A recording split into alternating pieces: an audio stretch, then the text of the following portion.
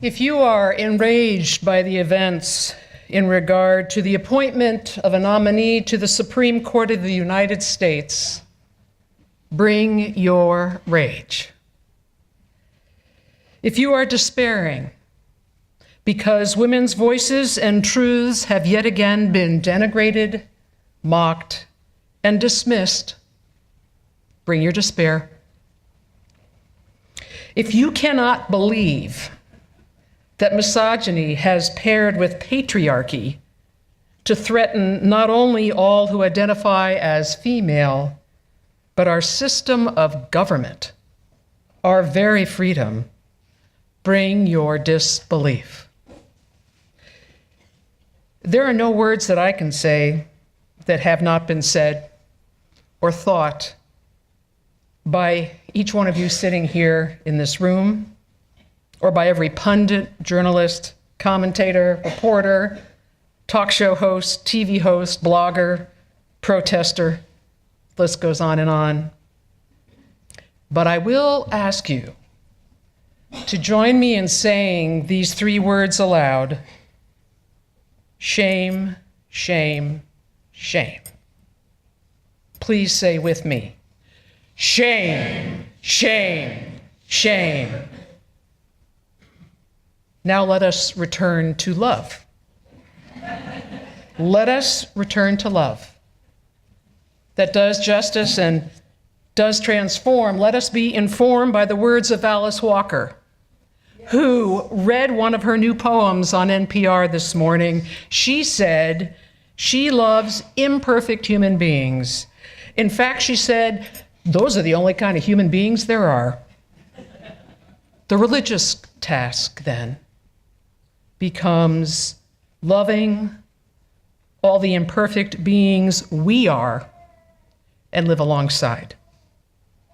I know that the words of Jesus are not necessarily pertinent to many here today, but he's the one who supposedly said, if you love those who love you, what credit is that to you? For even sinners love those who love them. And if you do good to those who do good to you, what credit is that to you? For even sinners do the same. Now add to Jesus' words the words of Buddha. Holding on to anger is like grasping a hot coal with the intent of throwing it at someone else.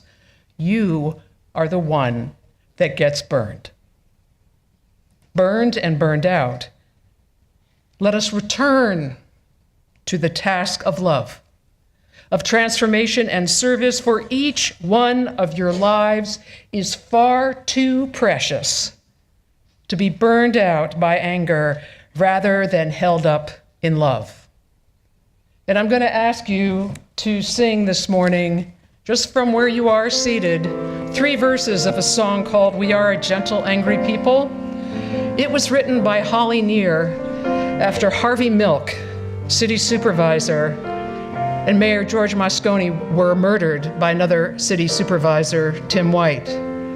If you remember, Tim got off on the Twinkie defense, but years later he would suicide. We're going to sing verses 1, 2, and 6.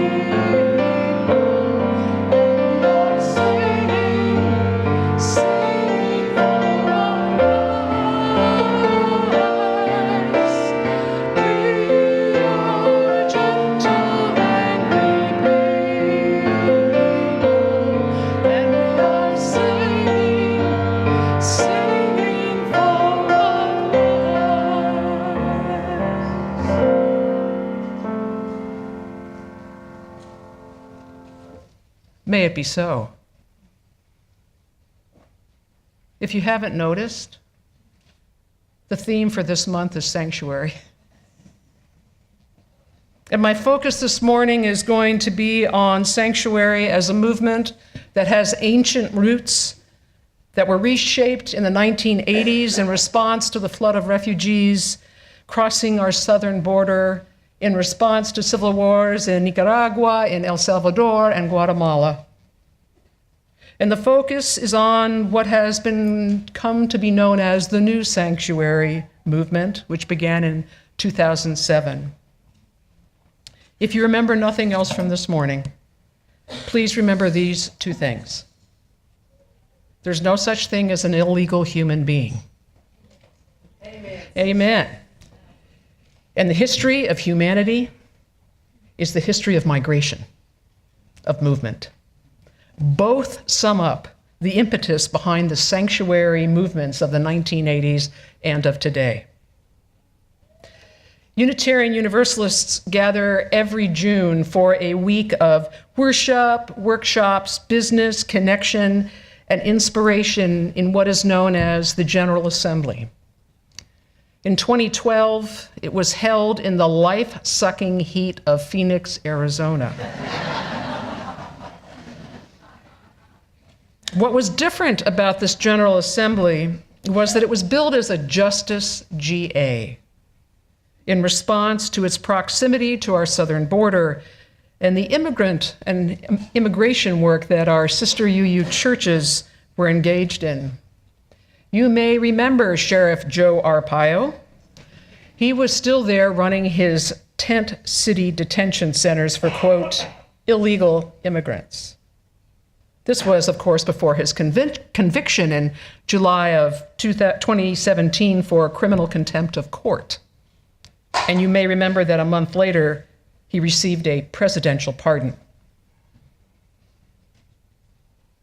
Maria Hinojosa gave the main keynote address to about 5,000 Unitarian Universalists.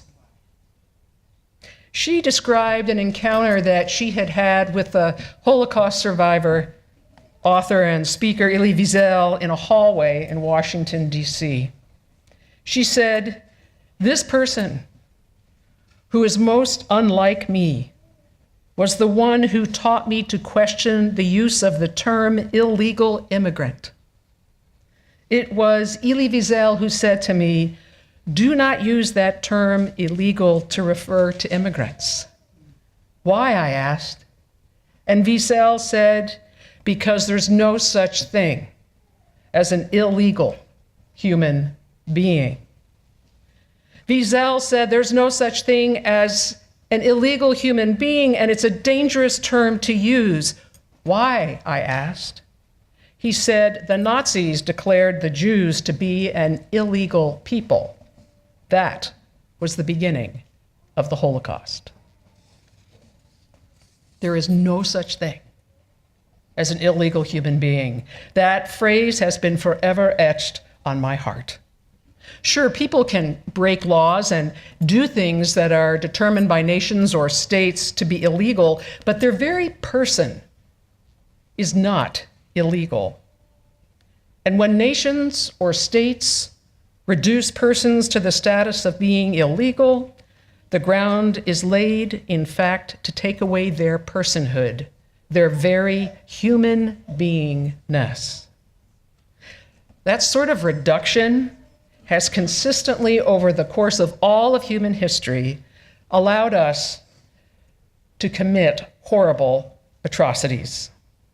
And that's why it was such a brilliant strategy for those young people, those Latinx young adults who were brought to this country as young children by their parents, crossing illegally, those that we know as the Dreamers, decided that they would publicly declare, "I am undocumented and I am not afraid." They did not cover their faces. They did not hide. They proclaimed their personhood. They demanded to be seen as human.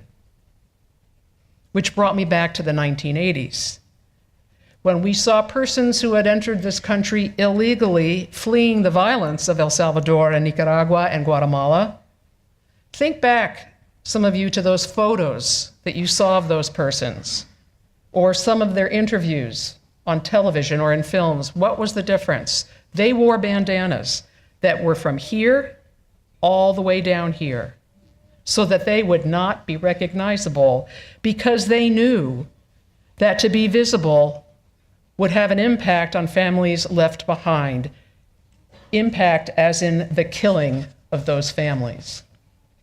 I was working at that time in a campus ministry center in Corvallis that was supported by various local churches, and none of them would take the political risk to declare themselves a sanctuary. But we did. And eventually we were able to take in a young man from El Salvador who became a citizen and was able to live independently. But I want you to think back with me to 1981. Latin America is a mess of civil wars, with radical socialists or communists fighting against years of dictatorships. In Nicaragua, Sandinista has overthrown the US-supported brutal dictatorship of Somoza. Guatemala and El Salvador are engaged in struggles to overthrow the rule of oligarchies and corrupt militaries. Ronald Reagan is the president of our United States, and he has a foreign policy of defeating communism all over the globe. He authorizes covert support of the Contras, who are fighting against the Sandinistas in Nicaragua. In El Salvador, the declaration by the military of martial law results in the mass killings of civilians. And these killings spill over into Guatemala as well, especially amongst indigenous peoples. The journey to El Norte, the north, begins. Between 1981 and 1990, nearly 1 million El Salvadorans and Guatemalans illegally entered the US, fleeing the violence of their home countries. Reagan will call them economic immigrants. Less than 3% of them will receive asylum status. And that's because to grant them asylum status would be to admit that our government is violating its own policies and laws. Because in 1980, Congress had passed the Refugee Act, which brought our definition of what a refugee was into line with the UN protocol, with this key phrase: a refugee is a person with a well-founded fear of persecution. Now, at the same time, in these same countries, liberation theology, or theology from below, was rising up from the people, and the nuns and the priests, all of them were Catholic, who were living with the peasants in all of these countries. Small groups of campesinos, or tenant farmers, were meeting with these priests and nuns, and they were studying the Bible. And the Jesus they found there was not the Jesus of repressive regimes, but a Jesus who was a liberator, one who sided with the poor and the oppressed against the rich and the cultural status quo. The priests and nuns serving the Catholic Church in Central America had become radicalized by living amongst these very poor and oppressed Jesus was talking about. And they spoke out against repressive regimes. You may remember the Archbishop of El Salvador, Bishop Romero, who was assassinated while saying Mass in the chapel of his church because he had dared to tell the military to stop killing civilians. Or the brutal rape and execution of 3 nuns and a laywoman, Jean Donovan, in 1980, which brought the reality of these wars home to the United States. And if you want to know more about that case, you can watch a brilliant documentary called Roses in December, which follows the killing of these women and the eventual revealing of the fact that they were, in fact, members of the killing squads in El Salvador. 2 men are credited with starting the sanctuary movement. The first was a Quaker rancher, Jim Corbett, and the other was a Presbyterian minister, John Fife.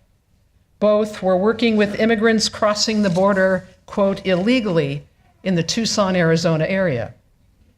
Fife would house refugees in his church, while Corbett and his wife took them into their home. As these folks waited for their asylum applications to be decided upon, Corbett, for his part, began crossing the border himself and smuggling refugees into the States. An account of his work says, his trips involved long walks across the desert and often lasted the entire night. Before going, he would always conscientiously phone the authorities to inform them of his intentions. They would frantically look for him, but not once did they find him. His strategic routes went through a hostile area of the desert border country that the authorities never searched because they were sure no one who tried to cross there could survive. Corbett saw this work as a modern version of the Underground Railroad that the Quakers had been a part of during the slavery era. After 2 years of watching not one of the folks that he was housing be granted asylum, John Fife declared his church a sanctuary for Central American immigrants fleeing the killing squads and wars in their countries. And that declaration would spread all across the border churches as well as all over the country. At the height of that movement in the 1980s, there were 150 congregations that had declared themselves to be sanctuaries. And by 1987, 440 cities in the US had been declared sanctuary cities, vowing not to let immigration authorities enter churches, synagogues, mosques, Quaker meeting houses to arrest anyone. By declaring his church a sanctuary, Fife was reviving a religious tradition that was thousands of years old. For the ancient Hebrew people allowed temples and even whole cities, the 6 cities of refuge, to declare themselves places of refuge for persons wrongly accused so that they might negotiate for a just outcome. And this practice of sanctuary spread all over into Europe, and in fact was practiced in England until the 1600s before it was abolished. Listen to this resolution passed by the Union for Reform Judaism in 1985 because it sums up the historical and religious precedents for sanctuary. It reads, "We are instructed in the Holiness Code," which is in the book of Leviticus, "to take to heart the lessons of our own history by treating aliens in our midst with justice and compassion. When a stranger sojourns with you in your land, you shall do them no wrong. The stranger who sojourns with you shall be to you as the native among you. And you shall love them as yourself, for you were once strangers in the land of Egypt." Judaism affirms the supreme value of human life and the equal dignity of every human being. The prophets of Israel bade us to pursue justice, seek peace, and build a society of loving kindness among all of God's creatures. Sounds like a good Unitarian Universalist statement, doesn't it? So I said before that the new sanctuary movement sort of started springing up again in 2007. And it was response to ICE, which is Immigration and Customs Enforcement. It was in response to their raids on immigrants in neighborhoods as well as their places of work. And this new movement was different and remains different because it's no longer limited to congregations declaring themselves places of refuge, about receiving refugees or the undocumented. These are human beings who are caught in the political posturing and inability of our government to create a way for these people to become citizens.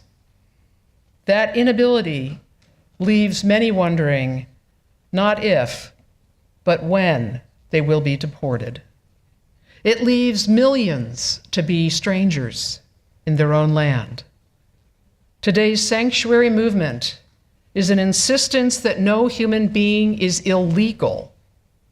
And as of January of this year, there were 1,100 congregations involved in the sanctuary movement, 5 states, of which Oregon is one, and nearly 700 counties have, quote, policies that limit local law enforcement's cooperation with federal immigration authorities. The focus of today's sanctuary movement is persons who are already here and face the deportation. ICE, under this current administration, has been instructed to seek out immigrants who have become citizens but may have committed a felony and to deport them. Many of our UU churches have offered sanctuary to those who face deportation, those whose families are risking being separated and ripped apart, and accompanying them through their appeals for the right to remain here. Here in Oregon, there is a ballot measure, number 105, that will be before voters on the November ballot. Its passage would repeal Oregon's status as a sanctuary state, a state that has been a status that's been in place since 1987. I have to tell you, friends, I hate the ballot measure process. Having been the recipient of ballot measure initiatives in this state all through the late 80s and 90s and even to the 2000s, I cannot tell you the harm and damage it does to persons and the millions of dollars that are wasted that could be put into something else. I wish we determine the constitutionality of these ballot measures before we put them before the voters to vote upon.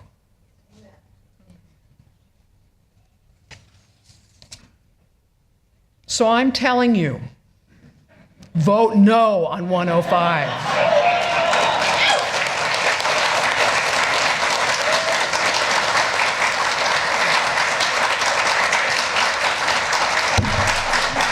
And if you think I'm putting our tax status at risk, I'm not. It's if I endorse a candidate, I put us at risk. Ballot measures, on the other hand, no problem.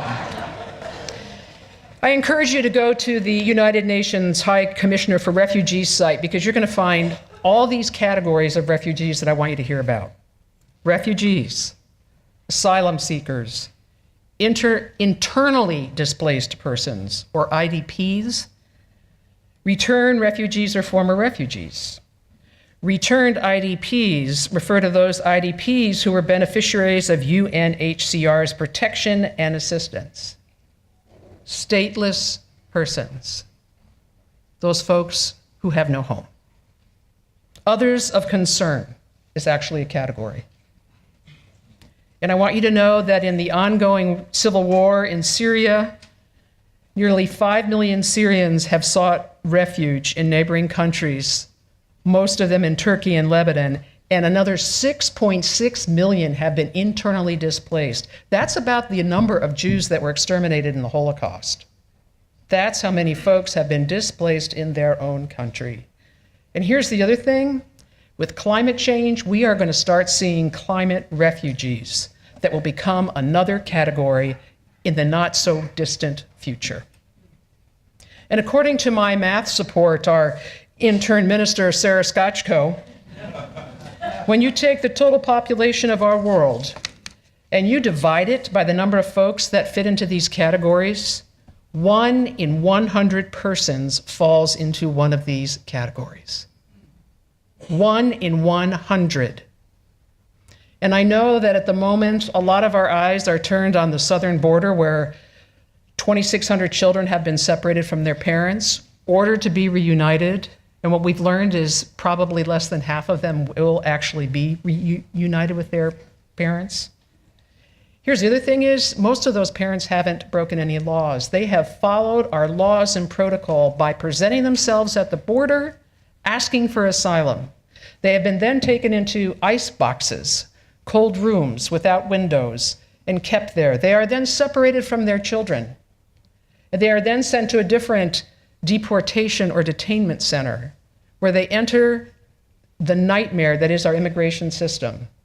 They may either have a trial, they may be deported, they may never see their children again. And if you want to know more about this, the NPR show Reveal aired a story this week that walks the listener through every step of the process.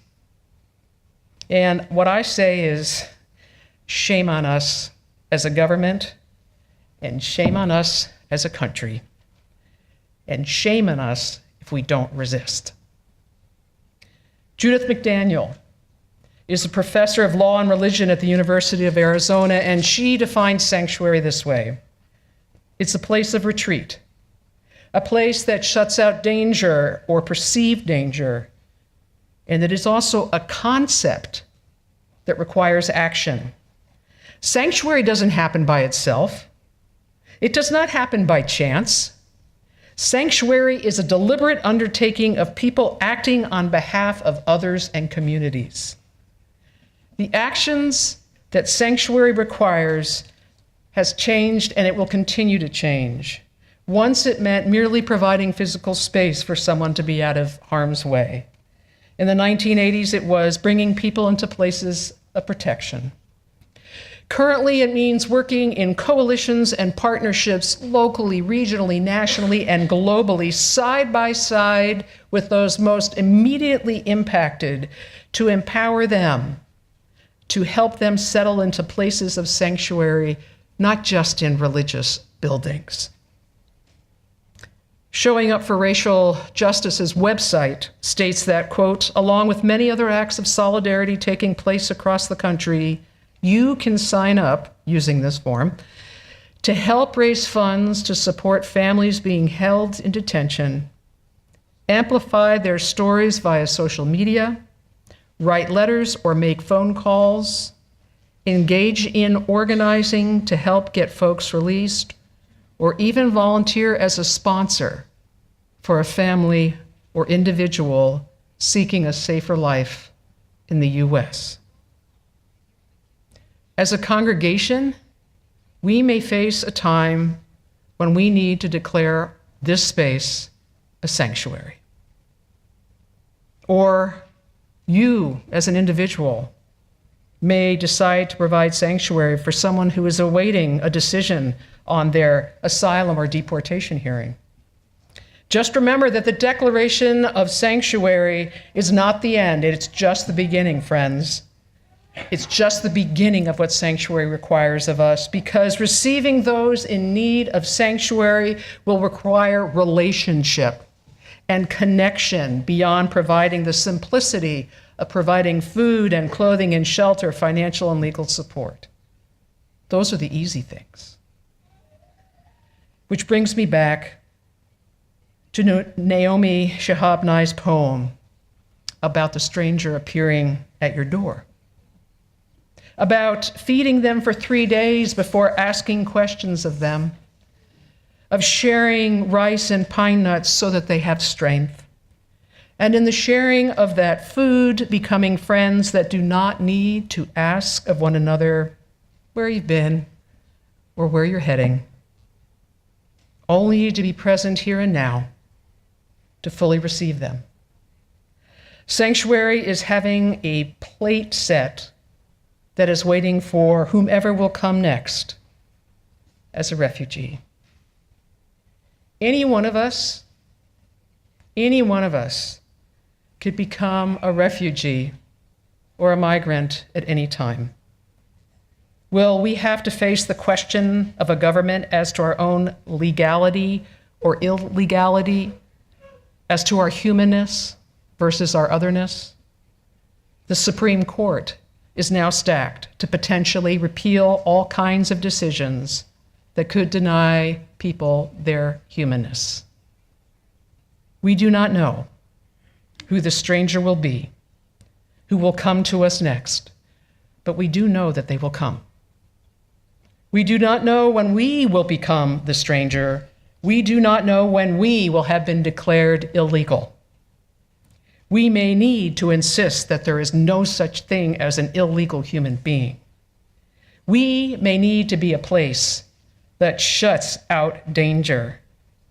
We may need to act along with and on behalf of this stranger we may need someone to act along with and on behalf of ourselves. May we be ready.